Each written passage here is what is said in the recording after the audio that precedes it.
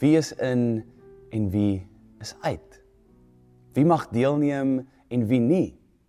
Wie mag saamspeel en wie moet maar eerder aan die kant bly staan? Nou hierdie vrae wat mense nou net sowel op 'n skoolgrond in pausetyd kon gehoor het, is vrae waarmee die kerk al vir eeue sit. Selfs in hierdie brief van Paulus wat ons vandag gaan lees, die Galasiërsbrief, lees ons dat Paulus besig is met hierdie vraag: wie is in en wie is uit? Ons lees selfs in Handelinge 15 van hierdie debat, waar die vraag is maar vir wie is die koninkryk?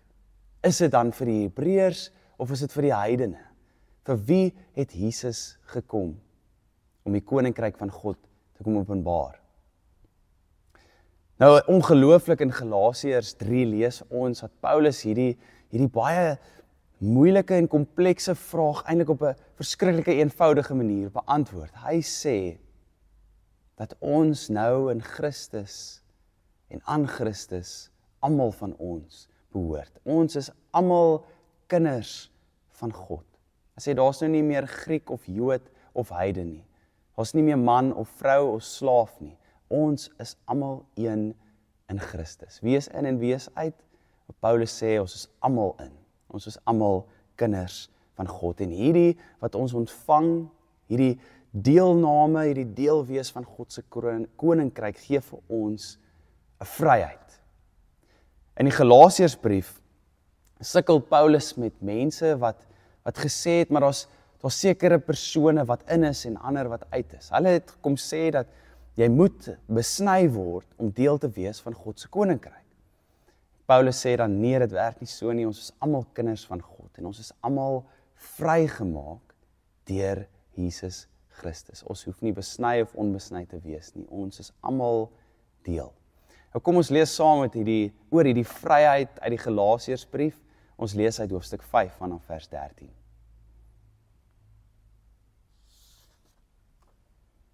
Julle broers en susters is tog tot vryheid geroep. Moet dit nie julle vryheid misbruik sodat dit aanleiding gee vir die vlees nie, maar dien mekaar deur liefde. Want die hele wet word in een uitspraak vervul: jy moet jou naaste lief hê soos jouself.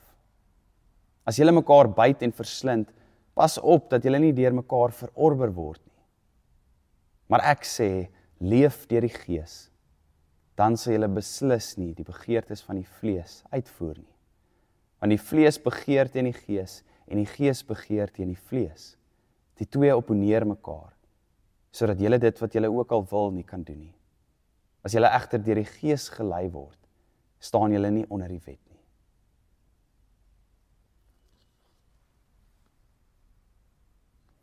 Onthou, Paulus is besig met die vraag, maar wie is in en wie is uit? En hy sê, ons is almal kinders van God, ons is almal deel. Die Here is 'n tuiste vir ons almal. En dit beteken ook dat ons nie sekere dinge hoef of selfs kan doen om dit te verdien nie. Soos hierdie mense wat gesê het, maar jy moet besny word om deel te wees van God se koninkryk. Paulus kom sê, maar Christus het dit kom doen wat nodig is vir ons om deel te wees van die koninkryk. Hy het sy lewe kom gee. En dit gee vir ons 'n vryheid. En dis hoekom Paulus skryf, julle is dus, broers en susters, tot vryheid geroep. Hierdie vryheid is die vryheid van grense, dat daar nie sekere mense in is en sekere mense wat nie in is nie. Dis 'n vryheid, 'n lidmaatskap vir ons almal. Dis ook die vryheid wat sê, maar daar's nie iets wat jy hoef te gaan doen om deel te wees van hierdie koninkryk nie. Dis nie iets wat jy kan verdien nie. Dis nie iets wat jy kan hê nie. Jy is eenvoudig deel, want Christus nooi jou in hierdie koninkryk in. Hy het gedoen wat nodig is. Dit is die eerste ding waarmee Paulus dan nou besig is. Hierdie vryheid wat ons ontvang. Die tweede ding wat hy dan uitklaar is wat hierdie vryheid behels. Want hy sê die vryheid beteken nie dat ons dan nou net kan lewe soos ons wil nie. Dit beteken nie ons kan net doen wat ons graag wil nie. Hierdie vryheid beteken iets baie spesifiek. Nou ons almal weet dat ons smag na vryheid. Elkeen van ons wat mense is, smag na vryheid. En ons woon eintlik in 'n samelewing wat vir ons sê vryheid is onafhanklikheid. Vryheid is die onafhanklikheid van ander mense se keuses. Dit beteken, ons word maar so groot, dat jy moet universiteit toe gaan en jy moet 'n graad kry en jy moet 'n werk kry, sodat jy eendag na jouself kan kyk, dat jy onafhanklik kan wees, dat jy vry kan lewe. Maar Paulus sê, hierdie vryheid wat ons deur Christus ontvang, dit lyk bietjie anders. Dit verwys nie na onafhanklikheid nie, inteendeel, dit wys na twee goed en albei van hierdie goed het te doen met afhanklikheid. Hy sê, hierdie vryheid wat ons ontvang ons deur ons afhanklikheid in Christus, deur dit wat Christus vir ons kom doen het, dat daar nie iets is wat ons hoef te doen nie. Christus het ons kom vrymaak. En dit begin by die wete dat wat ons is, dat dit so is as gevolg van wat God kom doen het. Dat ons net is omdat God wil hê ons moet wees. Ons vryheid lê in die feit dat ons afhanklik is van Christus.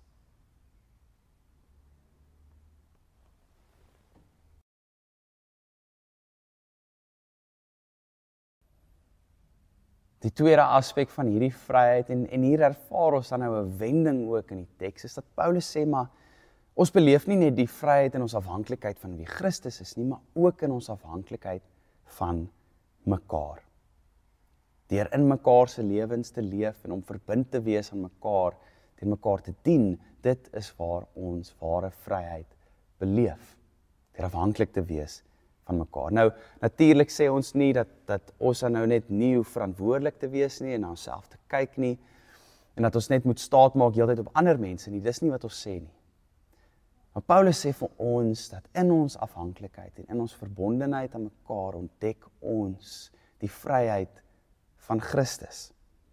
Dis soos in 'n huwelik, dat ek weet dat ek wat Erik is, dat Lara my lief het, en dat sy sê, maar Erik, ek het jou lief soos jy is, en dat ek dan weet, en dis die vryheid wat ek ontvang, dat ek nie iemand anders hoef te wees nie. Ek kan myself wees, want Lara het my lief. Daar's vryheid in die verbondenheid. So ook met ons verhoudings en al ons vriendskappe wat ons beleef. Dis in ons afhanklikheid wat ons God se vryheid beleef. En dit is hoekom Paulus dan sê, dien mekaar in liefde. Dien mekaar. Julle ontdek die vryheid van Christus, wanneer julle verbondenheid aan mekaar ook ontdek, en wanneer julle dit uitleef. Ek wil hê dat jy saam met my moet bid. En ek wil jou kans gee om jou oë te sluit en vir 'n oomblik te dink aan iemand in jou lewe, iemand wie jy afhanklik van is. 'n Vriend of 'n lewensmaat, 'n familielid. Iemand in jou lewe wie jy kan staatmaak en kan waardeer. En as jy die persoon het, wil ek vra dat jy vir die Here dankie sê daarvoor. Dat daar so iemand in jou lewe is.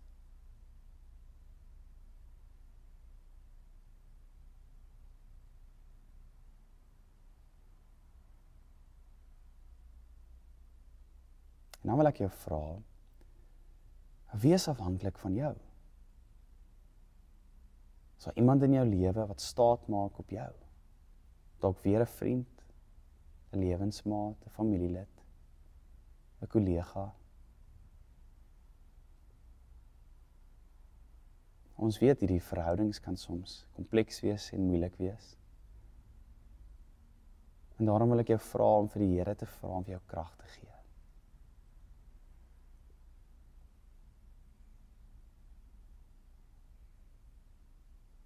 En daarmee saam ook die Here te dank, dat daar verhoudings in jou lewe is, waar jy jouself voor kan gee. En soos ons nou gelees het, ontdek ons wie Christus is, ontdek ons Christus se vryheid, in afhanklikheid van hom en van mekaar.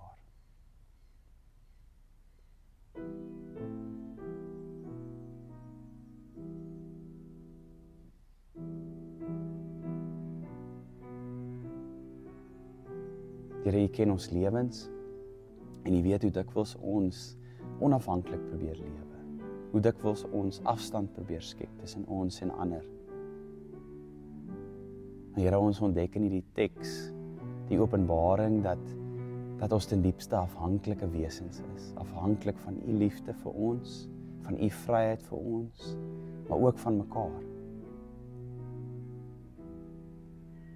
Dat ons U genade en U vryheid beleef in die nabyheid van die wie om ons is. Die mense vir wie ons onsself kan gee.